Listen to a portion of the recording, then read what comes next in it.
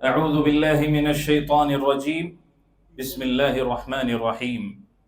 قد أفلح المؤمنون الذين هم في صلاتهم خاشعون والذين هم عن اللغو معرضون والذين هم للزكاة فاعلون والذين هم لفروجهم حافظون إلا على أزواجهم أو ما ملكت أيمانهم فإنهم غير ملومين فمن ابتغى وراء ذلك فأولئك هم العادون والذين هم لأماناتهم وعهدهم راعون والذين هم على صلواتهم يحافظون أولئك هم الوارثون الذين يرثون الفردوس هم فيها خالدون. رب اشرح لي صدري ويسر لي أمري واحلل عقدة من لساني يفقه قولي. اللهم انفعنا بما علمتنا وعلمنا ما ينفعنا وزدنا علما. اللهم أرنا الحق حقا وارزقنا اتباعه وأرنا الباطل باطلا وارزقنا اجتنابه. آمین یا رب العالمین. محترم حاضرین جمعہ، آج کے اس خطبہ جمعہ میں جس موضوع پر میں اپنی بات رکھنے والا ہوں وہ ہے کامیابی کس کے حق میں. محترم اسلامی بھائیوں اور بہنوں، آپ کسی بھی انسان سے یہ سوال پوچھیں، چاہے وہ بوڑھا ہو یا جوان ہو، کہ آپ زندگی میں کیا حاصل کرنا چاہتے ہیں. ہر انسان، چاہے وہ بوڑھا ہو یا جوان ہو، مرد ہو یا عورت ہو، ہر انسان کا جواب ایک ہی لفظ ہوگا، اور آپ کے ذہن میں بھی یہی جواب ہوگا: کامیابی. ہم سب کامیابی حاصل کرنا چاہتے ہیں. کامیابی آئے گی لیکن کس کے حق میں؟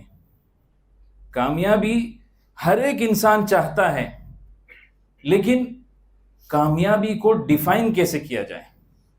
کامیابی کا مفہوم کیا ہے؟ اکثر لوگ یہیں پر غلطی کرتے ہیں کہ وہ اس چیز کو کامیابی سمجھتے ہیں جو حقیقت میں کامیابی نہیں. تو کامیابی کا جو مفہوم ہے، صحیح مفہوم ہے، یہیں پر اکثر لوگ غلطی کر جاتے ہیں. اس لیے آپ دیکھیں گے کہ غیر مسلمان تو غیر مسلمان، ہمارے مسلمان بھائی بہن، دین پر عمل کرنے والے بھائی بہن، وہ اپنے ذہنوں میں کامیابی کا ایک غلط تصور رکھتے ہوئے جی رہے ہیں. کامیابی کا جو ایک فیک تصور ہوتا ہے وہ ان کے ذہن میں بیٹھا ہوتا ہے. یہی وجہ ہوتی ہے کہ آج کے اس ماڈرن زندگی میں اکثر لوگ، ہمیں یہ ماننا پڑے گا، یہ ایک حقیقت ہے کہ اکثر لوگ دنیا کے جو سب سے زیادہ امیر ترین لوگ ہیں، دنیا کے جو سب سے زیادہ امیر ترین سیلیبریٹیز ہیں، چاہے وہ فٹ بالر ہو، کرکٹر ہو، یا پھر دنیا کے سب سے بڑے بزنس مین ہو، آج لوگ انہی کو اپنا رول ماڈل سمجھ کے رکھے ہیں، انہی کو اپنا معیار بنائے ہوئے ہیں. کامیابی کا معیار یہی لوگ ہیں. ان کا جو زندگی گزارنے کا طریقہ ہے، اسی کو دی الٹیمیٹ سمجھتے ہیں. تو آپ دیکھیں گے کہ ہر شخص کہیں نہ کہیں اپنے اندر یہ سوچتا ہے کہ اگر میرے پاس دنیا کے اس سب سے امیر ترین آدمی کی طرح دولت آ جائے گی تب میں اپنے آپ کو کامیاب مانوں گا. اگر میرے پاس اس آدمی کی طرح پراپرٹی، اس آدمی کی طرح گاڑیاں ہوں گی تب میں کامیاب ہو جاؤں گا. تو آپ دیکھیں گے یہ بہت عام سی بات ہے، بالخصوص دین پر عمل کرنے والے لوگوں کے یہاں بھی یہ پایا جاتا ہے کہ وہ کامیابی کو پیسے سے، دولت سے، دبدبہ، کتنا دبدبہ قائم کر پا رہے ہیں، کتنی حکومت ہے، یا پھر کتنی عزت اور شہرت کما لیتے ہیں، اسی کو کامیابی کا معیار بنائے ہوئے ہیں. ویسے ہی جیسے قارون کے قوم، قارون کے آس پاس جو لوگ تھے، انہوں نے کہا یا لیت لنا مثل ما اوتی قارون، کاش کہ ہمیں بھی ویسے ہی دیا جاتا جیسے قارون کو دیا گیا ہے۔ تو ان بیچاروں کو یہ حقیقت نہیں معلوم کہ جن سو کالڈ فیک سکسیسفل لوگوں کو انہوں نے اپنا معیار بنایا ہوا ہے، ان کی جو اندرونی زندگی ہے وہ کس قدر تہس نہس ہے۔ یہ حقیقت ہے کہ دنیا کے جو سب سے زیادہ امیر ترین 10 لوگ ہیں، ان میں سے 6 لوگ ایسے ہیں جن کے گھر تباہ ہو چکے ہیں، یعنی ان کے یہاں طلاق ہو چکا ہے۔ دنیا کا جو سب سے امیر ترین آدمی ہے آج کے اس دور میں، اس کی بیٹی نے کچھ ہی مہینوں پہلے کورٹ میں پیٹیشن فائل کیا کہ میں اپنے باپ کے ساتھ کوئی تعلق نہیں رکھنا چاہتی ہوں۔ یہ وہی لوگ ہیں جو اینٹی ڈپریشن کی ڈرگز کے بغیر جی نہیں پاتے۔ آپ کو اللہ تعالیٰ سکون کی نیند دے رہا ہے، یہ بہت بڑی نعمت ہے، اللہ کا شکر ادا کریں۔ یہ جو سکسیسفل سیلیبریٹیز آج لوگوں نے جنہیں اپنا رول ماڈل بنایا ہوا ہے، یہ نیند کی گولیاں کھاتے ہیں تاکہ انہیں نیند آئے۔ ہر طرف ان کے یہاں گھبراہٹ، اکتاہٹ، یہاں تک کہ اگر زندگی میں کوئی بڑا سیٹ بیک آ جاتا ہے تو یہ لوگ خودکشی تک کر جاتے ہیں۔ تو انہی لوگوں کو آج ہم لوگوں نے اپنا معیار سمجھ کے رکھا ہے، کامیابی کا معیار ہم نے ان لوگوں کو بنایا ہوا ہے۔ تو آخر ان کی زندگیاں کیوں اس طرح برباد ہیں؟ اس کا جواب یہ ہے کہ ان لوگوں نے زندگی کا جو اصلی مقصد ہے اسے اب تک نہیں سمجھا۔ کامیابی کا جو حقیقی معیار ہے اسے اب تک انہوں نے نہیں سمجھا، اس وجہ سے اس قدر ان کی زندگیاں برباد ہیں۔ دنیا کی ہر نعمت ان کے پاس ہے، لیکن اس کے باوجود بھی یہ سکون کے ساتھ نہیں رہ پاتے۔ تو ضرورت اس بات کی ہے کہ کامیابی کا جو صحیح تصور ہے اسے ہم اپنے ذہنوں میں بیٹھائیں، اس بات کو اپنے ذہنوں میں بیٹھائیں کہ دنیا کے مال اور متاع کو حاصل کرنے میں کامیابی نہیں رکھی گئی ہے، دنیا کے عزت اور شہرت کو حاصل کرنے میں کامیابی نہیں رکھی گئی ہے۔ تو کامیابی کو کیسے ڈیفائن کیا جائے، کہاں سے ہم سمجھیں، کہاں سے کامیابی کے حقیقی معیار کو ہم جانیں؟ ہم سب سے بہترین ہدایت کی طرف پہنچتے ہیں۔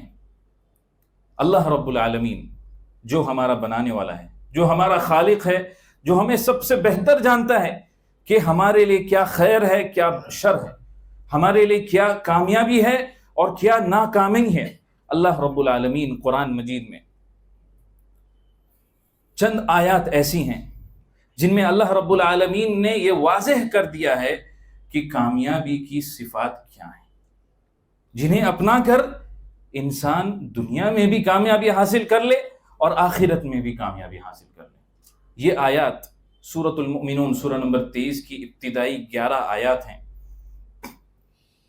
ان آیات میں اللہ رب العالمین نے خالق کے جو حقوق ہیں اور مخلوق کے جو حقوق ہیں اسے واضح کر دیا۔ ان آیات میں اللہ رب العالمین نے صرف دل کے جو اعمال ہیں صرف اسی کا ذکر نہیں کیا، بلکہ انسان اپنے جسم کے اعضاء سے جو اعمال کرتا ہے اس بارے میں بھی اللہ تعالیٰ نے وضاحت کر دی۔ اللہ تعالیٰ سورہ مومنون کی سب سے پہلی آیت میں فرماتا ہے قد افلح المؤمنون الذین هم فی صلاتهم خاشعون۔ اللہ تعالیٰ فرماتا ہے یقیناً کامیابی حاصل کر لی ایمان والوں نے جو اپنی نمازوں میں خشوع کو اختیار کرتے ہیں۔ تو سب سے پہلی صفت کامیابی کی یہی ایمان کی دولت ہے۔ اگر آپ کے پاس ایمان کی دولت ہے تو یہ دنیا کی سب سے قیمتی دولت ہے، اور اس کی حفاظت کرنا یہ ہماری ذمہ داری ہے۔ ہمیں چاہیے کہ ہم اس ایمان کی دولت کے حوالے سے کوئی کمپرومائز نہ کریں۔ اگر ہم اپنے اس ایمان کی نعمت کو بچا کر آخرت تک پہنچ جاتے ہیں تو یہ یاد رکھ لیجئے کہ آپ کامیاب ہو گئے اس دنیا میں بھی اور آخرت میں بھی۔ تو یہاں پہ غور کیجئے، اللہ تعالیٰ یہ نہیں کہہ رہا ہے کہ ایمان والے کامیابی حاصل کریں گے، بلکہ اللہ تعالیٰ فرما رہا ہے کہ انہوں نے کامیابی حاصل کر لی، انہوں نے کامیابی حاصل کر لی، یعنی یہ کامیاب ہو چکے، اس میں کوئی شک نہیں۔ کون سا ایمان؟ یہ وہ ایمان ہے جو پورے عزم اور جزم کے ساتھ ہو، شک اور شبہ سے خالی ہو۔ یہ ایسے ایمان کی بات ہو رہی ہے جو انسان کو اعمال صالحہ کرنے پر ابھارتا ہو، جو انسان کو ہر اس چیز پر ماننے کو ابھارتا ہو جو اس پر واجب ہے، چاہے وہ اللہ پر ایمان رکھنا ہو، چاہے اللہ کے فرشتوں پر ایمان رکھنا ہو، یا اللہ کی کتابوں پر، اللہ کے رسولوں پر، یوم آخر پر اور تقدیر پر۔ ان تمام چیزوں پر ایمان لانا ہے، یہی یہاں پر مراد ہے۔ یہ ایمان صرف آپ کے باطن کو صاف نہیں کرتا بلکہ آپ کے ظاہر کو بھی، یعنی آپ کے حرکات اور آپ کے سکنات کو بھی صاف کرتا ہے۔ اگلی آیت میں اللہ تعالیٰ فرماتا ہے الذین هم فی صلاتهم خاشعون۔ اللہ تعالیٰ یہاں پر کامیاب ایمان والوں کی جو سب سے پہلی صفت ذکر کر رہا ہے وہ یہ ہے کہ یہ ایمان والے اپنی نمازوں میں خشوع کو اختیار کرتے ہیں۔ صفات تو بہت ساری ہو سکتی ہیں، لیکن اللہ رب العالمین نے جو سب سے پہلی صفت کامیاب ایمان والوں کی جو ذکر کی ہے وہ ہے نماز میں خشوع کو اختیار کرنا۔ میرے دینی بھائیوں اور بہنوں، یہ نماز، یہ صلاح اسلام کا سب سے بڑا عملی رکن ہے جسے ہم زندگی کے ہر دن میں 5 مرتبہ قائم کرتے ہیں۔ یہ صلاح، یہ نماز ہی آپ کو وہ موقع دیتی ہے کہ آپ اللہ رب العالمین کے ساتھ ڈائریکٹ کنیکشن اسٹیبلش کریں، ڈائریکٹ کنیکشن قائم کریں۔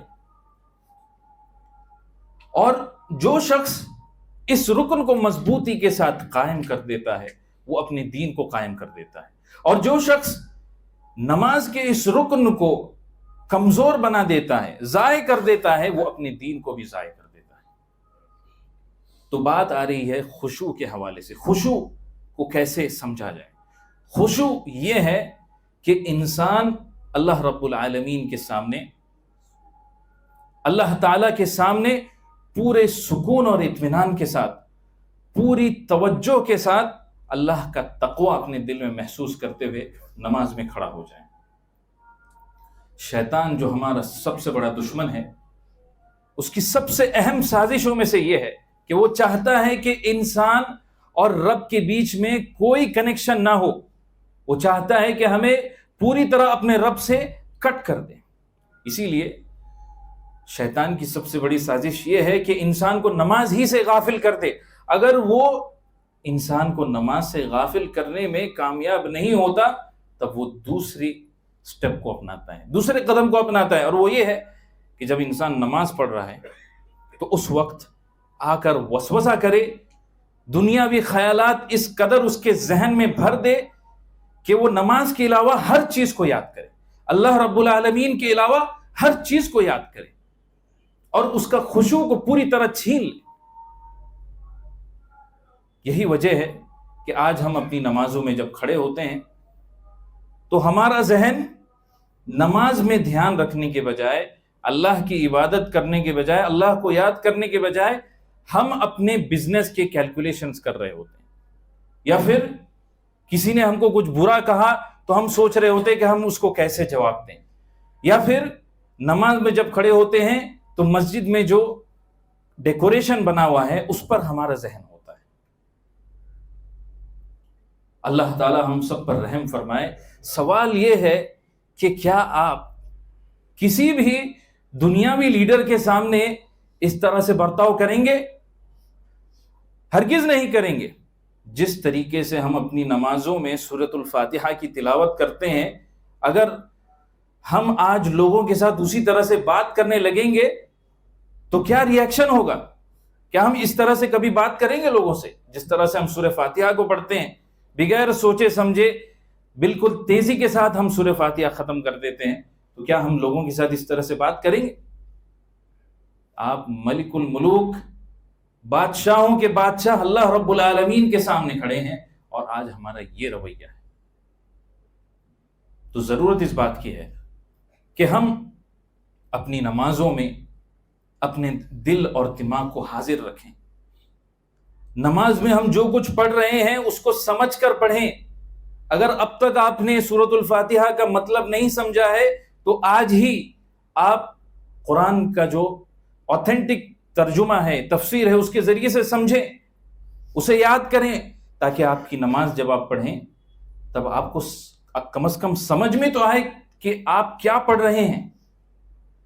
اور اسی طرح ضرورت اس بات کی بھی ہے کہ جب ہم نماز پڑھیں تو ہم اللہ کی عظمت کو اپنے دل میں محسوس کریں، اللہ کی نعمتوں کو یاد کریں کہ اللہ نے آپ کو کتنی ساری نعمتوں سے مالدار کیا ہے. اور اسی طرح سے جب نماز پڑھیں تو یہ احساس دل میں جاگے کہ ہو سکتا ہے یہ میری زندگی کی آخری نماز ہو سکتا ہے کہ اس نماز کے بعد مجھے کوئی موقع نہ ملے اپنے رب سے ملنے کا. تو یہ اللہ کے ساتھ ایک اپوائنٹمنٹ ہے، ایک میٹنگ ہے، اسے آپ یوں ہی ضائع اور برباد نہ کریں. اگر آپ کامیابی پانا چاہتے ہیں تو آج ہی سے، اب ہی سے اپنی نمازوں میں خشوع کو لے کر کے آئیں. اگلی آیت میں اللہ تعالیٰ فرماتا ہے والذین هم عن اللغو معرضون، یہ وہ لوگ ہیں جو لغو سے منہ پھیر لیتے ہیں. لغو ایک عربی لفظ ہے جس سے مراد ہر وہ بات، ہر وہ کام جس کا کوئی فائدہ نہیں، جس کا انسان کے لیے کوئی خیر نہیں، جو انسان کو کوئی خیر نہیں دیتا، چاہے دنیاوی اعتبار سے ہو یا اخروی اعتبار سے ہو. رسول اللہ صلی اللہ علیہ وسلم کی جو حدیث مبارک ہے، اگر ہم چاہتے ہیں کہ اپنی زندگی میں کامیاب ہوں تو ہمیں چاہیے کہ اس حدیث مبارک کو وقت نکل جانے سے پہلے اپنی زندگی کا حصہ بنائیں. یہ نسخہ کامیابی کا سب سے مؤثر نسخہ ہے. اللہ کے رسول صلی اللہ علیہ وسلم فرماتے ہیں من حسن اسلام المرء ترکہ ما لا یعنیہ، کہ ایک انسان کے اسلام کے حسن اور خوبی میں سے یہ ہے کہ وہ ہر وہ چیز کو ترک کر دے، چھوڑ دے جس سے اس کا کوئی تعلق ہی نہیں.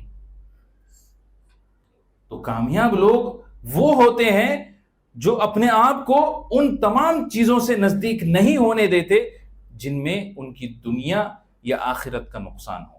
ہر وہ چیز ان کے لیے معنی رکھتی ہے جو انہیں دنیا میں اور آخرت میں کامیابی دے، اور دنیا اور آخرت میں انہیں نقصان اٹھانے سے محفوظ رکھے. اس کے علاوہ جتنی بھی چیزیں ہیں وہ تمام کی تمام ایسی چیزیں ہیں جن سے ہمارا کوئی تعلق نہیں. مثال کے طور پر لغو کی مثالیں اگر آپ کو دی جائیں تو فلاں آدمی کتنا کماتا ہے، فلاں نے اس سے، فلاں کی بیوی کون ہے، فلاں نے ایسا کہہ دیا، فلاں نے ویسا کہہ دیا، اور اس طرح کی باتوں میں ہم اپنے آپ کو برباد کر رہے ہوتے ہیں.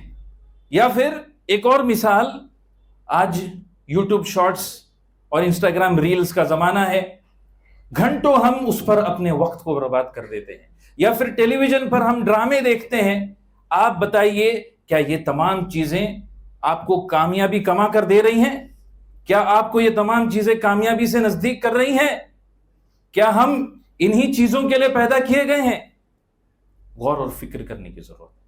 اللہ رب العالمین نے جو دوسری آیت میں خشوع کا ذکر کیا، نماز میں خشوع اپنانے کا ذکر کیا، تیسری آیت میں اللہ رب العالمین لغو سے، بے ہودہ باتوں سے دور رہنے کے بارے میں کہہ رہا ہے. آخر ان دونوں میں کیا لنک ہے؟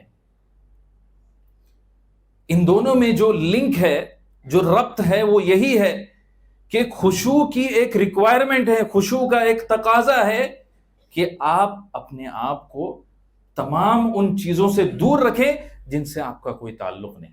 تو جتنا لغو میں آپ ملوث ہوں گے، جتنا لغو میں آپ پھنسے ہوں گے، اتنا ہی مشکل ہو جائے گا آپ کے لیے کہ آپ خشوع کو اپنی نماز میں اختیار کریں.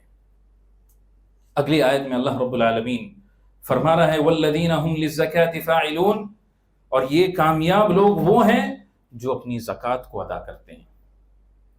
یاد رہے کہ زکوٰۃ جب ہم ادا کر رہے ہیں، یہ زکوٰۃ صرف اور صرف ہمارے مال کی پاکیزگی نہیں ہے، بلکہ ہمارے نفس کی بھی پاکیزگی ہے. ہم جب زکوٰۃ کے رقم کو ادا کر رہے ہیں اس وقت ہم اپنے نفس کو اس کے حرص سے پاک کر رہے ہیں. نفس کی جو لالچ ہے، نفس کے اندر جو چاہت ہوتی ہے کہ روک کر رکھا جائے، دیا نہ جائے، ہم اس چیز سے اپنے نفس کو پاک کر رہے ہیں. تو زکوٰۃ ہمیں اپنے نفس کو بھی پاک کرنے کی سیکھ دیتی ہے. نفس کو پاک کرنا ہے کس چیز سے؟ نفس کی جو برائیاں ہیں، نفس کا جو شر ہے، نفس میں جو برے خیالات آتے ہیں، چاہے وہ اپنے بارے میں ہو یا دوسروں کے بارے میں ہو، ہمیں ان ساری چیزوں کو صاف کرنا ہے. کیونکہ اللہ رب العالمین فرماتا ہے سورۃ الشمس میں، قد افلح من زکاہا وقد خاب من دساہا. یقیناً کامیاب ہو گئے وہ لوگ جو اپنے نفس کا تزکیہ کرتے ہیں، جو اپنے نفس کو پاک اور صاف کرتے ہیں، اور یقیناً ناکام ہو گئے وہ لوگ جو اپنے نفس کو برباد کر دیتے ہیں، یعنی اپنے نفسانی شہوات اور خواہشات کی پیروی کرتے ہوئے اپنے نفس کو برباد کر دیتے ہیں. اللہ رب العالمین ایک اور مقام پر فرماتا ہے وَمَن يُوقَ شُحَّ نَفْسِهِ فَأُولَئِكَ هُمُ الْمُفْلِحُونَ. اور جو شخص اپنے نفس کے حرص سے اپنے آپ کو بچا لیتا ہے، یہی وہ لوگ ہیں جو کامیاب ہیں. اگلی آیت میں اللہ رب العالمین ایک بہت ہی حساس موضوع کے بارے میں، ایک بہت ہی سینسٹیو ٹاپک کے بارے میں ہمیں ہدایت دے رہا ہے. اللہ رب العالمین فرماتا ہے والذین هم لفروجهم حافظون الا على ازواجهم او ما ملكت ايمانهم فانهم غير ملومين فمن ابتغى وراء ذلك فاولئك هم العادون. کہ کامیاب لوگ وہ ہیں جو اپنی شرمگاہوں کی حفاظت کرتے ہیں، الا علی ازواجہم، سوائے اپنی بیویوں سے، او ما ملکت ایمانہم، یا پھر ملکیت کی لونڈیوں سے، فإنہم غیر ملومین، ان دونوں کے حوالے سے وہ ملامتیوں میں سے نہیں ہوں گے. فمن ابتغى وراء ذلك فأولئك هم العادون. تو جو کوئی شخص ان دونوں کے علاوہ کہیں اور تلاش کرتا ہے، فَأُولَئِكَ هُمُ الْعَادُونَ، تو یہی وہ لوگ ہیں جو حد سے تجاوز کرنے والے ہیں. یہاں پر بات ہو رہی ہے شرمگاہوں کی حفاظت کرنے کے حوالے سے. شرمگاہوں کی حفاظت کس سے؟ شرمگاہوں کی حفاظت ہر حرام کام سے، یا ہر اس حرام طریقے سے جس سے انسان اپنی شہوت کو پوری کرتا ہو، چاہے وہ زنا ہو، چاہے وہ ننگی تصویریں دیکھنا ہو، یا پھر پون ہو، یا پھر مشت زنی ہو، یا قوم لوط کی حرکت ہو. ان تمام چیزوں سے ہمیں اپنے آپ کو پاک کرنا ہے. آپ غور کریں گے کہ یہی جو حرام کام ہیں، جب انسان ان کا ارتکاب کرتا ہے تو یہ تمام چیزیں انسان کے دین کو، انسان کے ایمان کو برباد کر دیتی ہیں. انسان کے اندر جو حیا اور شرم باقی ہے اس کو مار دیتی ہے، انسان کے جسم کو کمزور بنا دیتی ہیں، اور بالآخر انسانی معاشرہ تباہ اور برباد ہو جاتا ہے. اللہ کے رسول صلی اللہ علیہ وسلم کی حدیث ہے کہ جب کبھی کسی قوم میں کوئی بے حیائی پھیلتی ہے، یہاں تک کہ وہ اس کا کھلے طور پر اعلان کرتے ہیں الا فشا فیہم الطاعون، نتیجہ یہ ہوتا ہے کہ ان کے یہاں طاعون یعنی وبا جیسی بیماریاں پھیلتی ہیں، اور ایسی بیماریاں پھیلتی ہیں جو ان سے پہلے کے لوگوں میں کبھی دیکھی نہیں گئی. تو ضرورت اس بات کی ہے کہ ہم انسان اپنی شہوت کو ڈسپلن کریں. انسان اور حیوان میں یہی فرق ہوتا ہے کہ انسان اپنی شہوت کو ڈسپلن کر پاتا ہے، ایک جانور اپنی شہوت کو ڈسپلن نہیں کر پاتا ہے. اور اسلام نے ہمیں حلال اور پاکیزہ طریقہ بتا دیا ہے، اور وہ ہے نکاح کا طریقہ.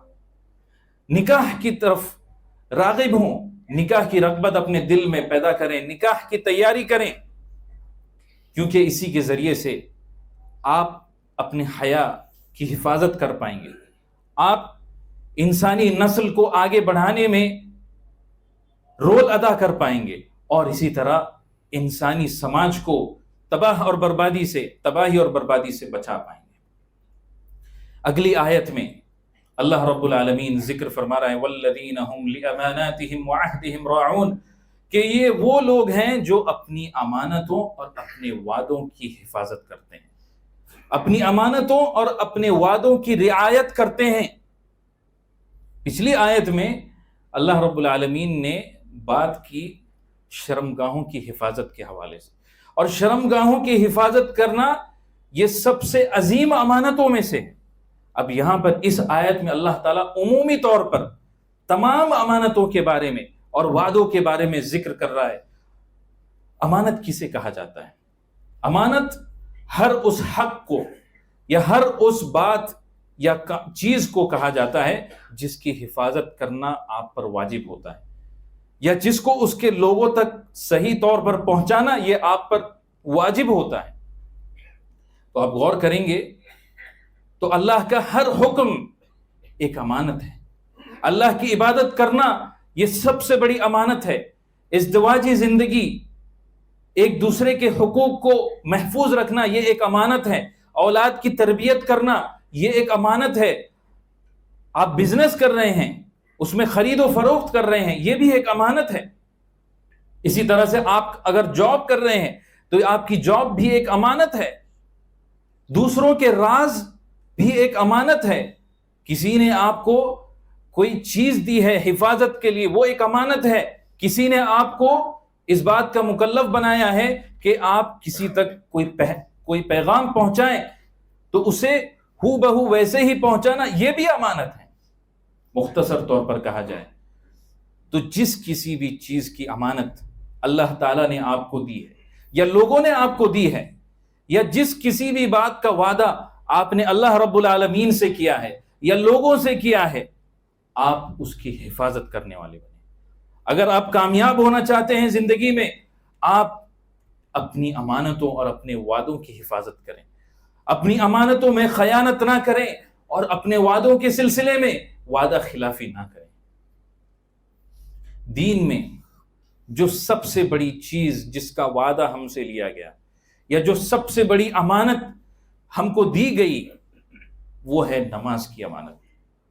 اور اگلی آیت میں اللہ تعالیٰ اسی بارے میں فرما رہا ہے والذین هم علی صلواتهم یحافظون، کہ یہ وہ لوگ ہیں جو اپنی نمازوں کی حفاظت کرتے ہیں، جو اپنی نمازوں کی نگہبانی کرتے ہیں۔ نمازوں کی حفاظت یعنی اپنی نمازوں کو ڈسپلن کے ساتھ، پنکچویلٹی کے ساتھ، وقت پر تمام واجبات، ارکان اور شرائط کو پورا کرتے ہوئے ہمیں پڑھنا ہے۔ تو آپ غور کریں کہ جو سب سے پہلی صفت اللہ تعالیٰ نے ذکر کی کامیاب ایمان والوں کی، وہ کیا ہے؟ وَالَّذِينَ هُمْ فِي صَلَاتِهِمْ خَاشِعُونَ، یہ وہ لوگ ہیں جو اپنی نمازوں میں خشوع کو اختیار کرتے ہیں۔ تو سب سے پہلی صفت جس کا ذکر کیا گیا وہ نماز میں خشوع کو اپنانا، اور جو آخری صفت یہاں پر اللہ تعالیٰ ذکر کر رہا ہے وَالَّذِينَ هُمْ عَلَى صَلَوَاتِهِمْ يُحَافِظُونَ، یہ وہ لوگ ہیں جو اپنی نمازوں کی حفاظت کرتے ہیں۔ گویا اللہ تعالیٰ یہ ثابت کر رہا ہے کہ کامیابی کی شروعات اسی نماز سے ہوتی ہے اور کامیابی کا اختتام اسی نماز پر ہوتا ہے۔ تو میرے بھائی بہن، آپ زندگی میں کامیابی حاصل کرنا چاہتے ہیں، جس کسی بھی فیلڈ میں آپ کامیابی حاصل کرنا چاہتے ہیں، تو آپ کو اپنی نماز کو تھامے رکھنا ہے، اپنی نماز کو مضبوطی کے ساتھ پکڑ کر رکھنا ہے، اپنی نمازوں کی حفاظت کرنی ہے۔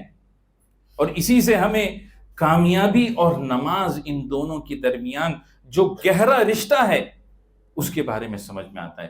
نماز اور کامیابی یہ دو ایسی چیزیں ہیں کہ آپ انہیں کبھی الگ کر ہی نہیں سکتے۔ اب ان تمام اعمال کا ذکر کرنے کے بعد آخر میں اللہ تعالیٰ اب جزا کی بات کر رہا ہے۔ اولئک هم الوارثون، یہی وہ لوگ ہیں جو وارث ہیں، الذین یرثون الفردوس هم فیہا خالدون، یہ لوگ جنت الفردوس کو وراثت میں حاصل کریں گے، اس کے وارث بنیں گے، ہم فیہا خالدون، جس میں وہ ہمیشہ ہمیش کے لیے رہیں گے۔ اللہ تعالیٰ غور کریں یہاں پر جو جس لفظ کا استعمال کر رہا ہے وارثون، یعنی وراثت میں ہم جنت کو حاصل کریں گے۔ اس سے مراد یہ ہے، جیسے آپ غور کریں تو جنت یہ در حقیقت آدم علیہ السلام، یہ ہمارے باپ کا گھر تھا۔ تو جب ہم جنت میں جائیں گے، ہم وہیں کے وارث بنتے ہوئے جائیں گے۔ اللہ کے رسول صلی اللہ علیہ وسلم کی ایک حدیث ہے، ما منکم من احد الا له منزلان، تم میں سے ہر ایک شخص کے لیے دو منزل ہیں، دو ٹھکانے ہیں، منزل فی الجنہ ومنزل فی النار، ایک ٹھکانہ جنت میں اور ایک ٹھکانہ جہنم میں۔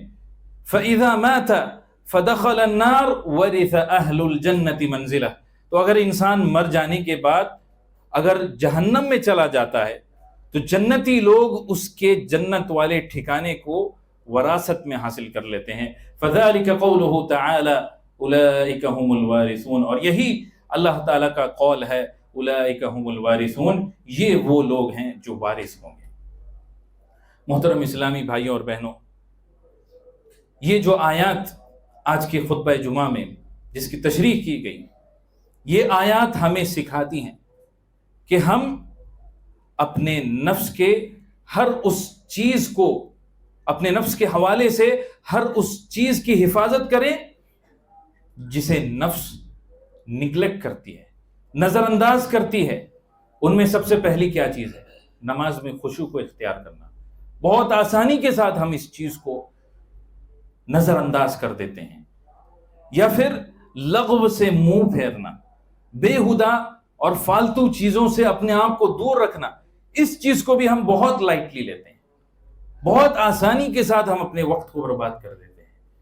اور اسی طریقے سے شرمگاہوں کی حفاظت کرنا، آج کے اس دور میں جہاں فحاشی اور عریانیت پھیلی ہوئی ہے، یہ بھی ایک پہلو ہے جو جسے ہم نگلیکٹ کرتے ہیں، جسے ہم نظر انداز کرتے ہیں۔ اور یہ آیات ہمیں ان تمام چیزوں کے بارے میں یہ بھی سیکھ دیتی ہے جسے نفس روک کر رکھنا چاہتی ہے، جیسے زکوٰۃ۔ تو یہ آیات ہمیں تربیت دے رہی ہیں کہ ہم ان تمام چیزوں کو دینے والے بنیں جسے نفس روکنا چاہتی ہے، چاہے وہ زکوٰۃ ہو، یا چاہے وہ امانتوں کی بات ہو، یا چاہے وہ وعدوں کو پورا کرنا ہو۔ تو محترم اسلامی بھائیوں اور بہنوں، یہ صفات جن کا آج کے اس خطبہ جمعہ میں ذکر کیا گیا، ہم میں سے ہر ایک شخص کو چاہیے، ہر بھائی بہن کو چاہیے کہ ہم اپنے آپ کو ان صفات کے سامنے رکھ کر دیکھیں کہ ہم ان کامیابی کے صفات میں سے کتنی صفات کو اپنی زندگی میں اپنائے ہوئے ہیں۔ غور کریں کہ آپ کس لیول تک پہنچے ہوئے ہیں، کیونکہ یہی حقیقی کامیابی کا معیار ہے۔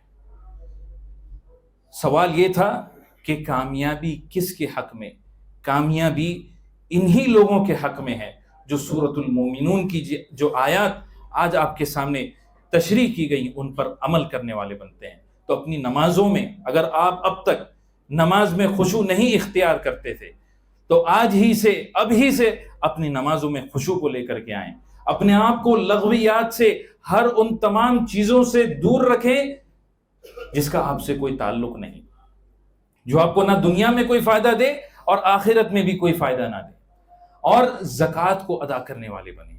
زکوٰۃ صرف اپنے مال کی پاکیزگی کا تصور نہیں، بلکہ اپنے نفس کو بھی پاک اور صاف کرنے والے بنیں۔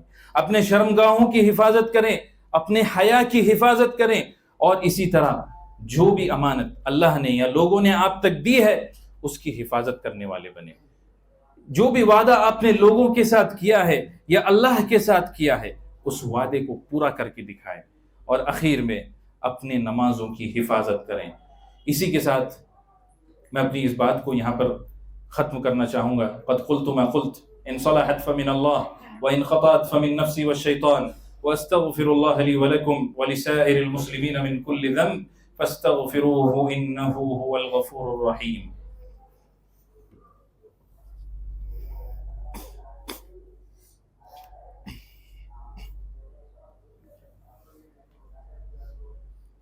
إن الحمد لله نحمده ونستعينه ونستغفره ونعوذ بالله من شرور أنفسنا ومن سيئات أعمالنا، من يهده الله فلا مضل له ومن يضلل فلا هادي له، وأشهد أن لا إله إلا الله وحده لا شريك له وأن محمدا عبده ورسوله. أما بعد، فإن خير الحديث كتاب الله، وخير الهدي هدي محمد صلى الله عليه وسلم، وشر الأمور محدثاتها، وكل محدثة بدعة، وكل بدعة ضلالة، وكل ضلالة في النار. يقول الله عز وجل في القرآن الكريم: إن الله وملائكته يصلون على النبي يا أيها الذين آمنوا صلوا عليه وسلموا تسليما. اللهم صل على محمد وعلى آل محمد كما صليت على إبراهيم وعلى آل إبراهيم إنك حميد مجيد. اللهم بارك على محمد وعلى آل محمد كما باركت على إبراهيم وعلى آل إبراهيم إنك حميد مجيد. عباد الله رحمني ورحمكم الله، إن الله يأمر بالعدل والإحسان وإيتاء ذي القربى وينهى عن الفحشاء والمنكر والبغي يعظكم لعلكم تذكرون. اذكروا الله يذكركم وادعوه يستجب لكم ولذكر الله تعالى أكبر والله يعلم ما تصنعون.